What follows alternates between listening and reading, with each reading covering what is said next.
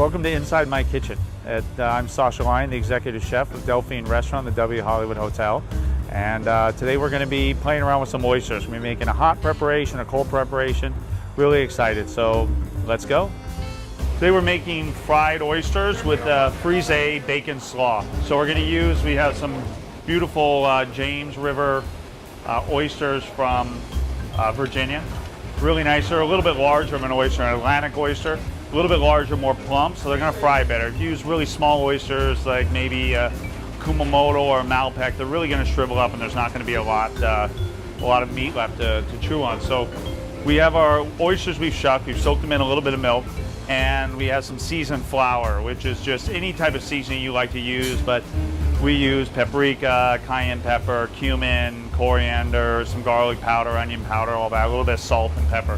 We're going to make our slaw first. The oysters are going to fry very quickly, so the idea is make the slaw and then put the oysters right on top of the slaw after. So we have some frise that we've chopped up. We're going to put that into the bowl here. We have some mayonnaise, some mustard, and then we have bacon, a little bit of caraway seed, and some chopped parsley. So we're just gonna take that and mix that up real well. A little bit of salt. Mix this up well, nice and wet, so it will do well with the oysters. When the oysters are fried crispy, it's nice to have a little bit more of a wet slaw.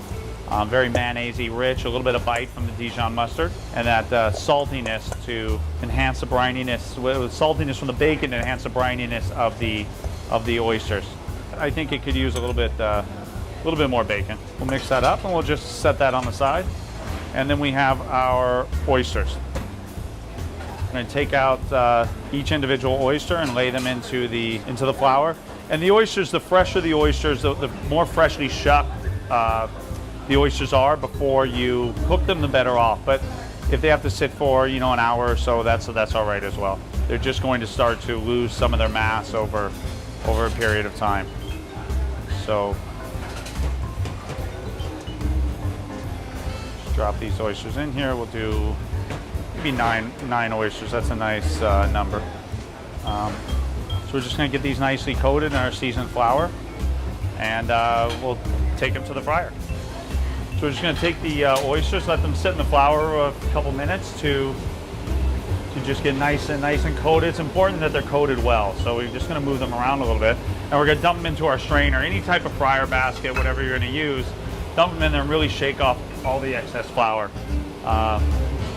The more flour you get off, the crispier the oysters are going to be, and then you won't be burning the flour in the fryer either.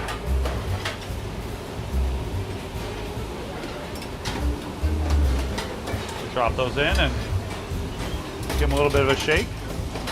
In the meantime, we have a bowl with some paper towel in it. We can use any type of little flat cookie sheet or anything to dust them off in. We're frying at about 375 degrees.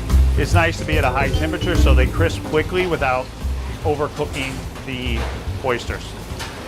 Because the idea is not to cook them completely through, but to keep them nice and plump and juicy inside. So it'll probably be maybe about 30 to 45 seconds in the oil. Those are looking super delicious. Toss those in. A little bit of salt. Season them around a little bit, and then we will make our plate.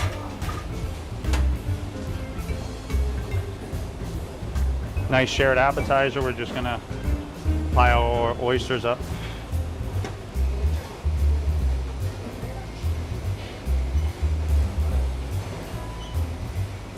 A little bit of lemon, and we're set. That's it. Fried oysters with frise bacon slaw. That's it. Enjoy. Well, thank you for coming inside my kitchen at Delphine restaurant at the W Hollywood Hotel. I hope you enjoyed the oysters. See you soon.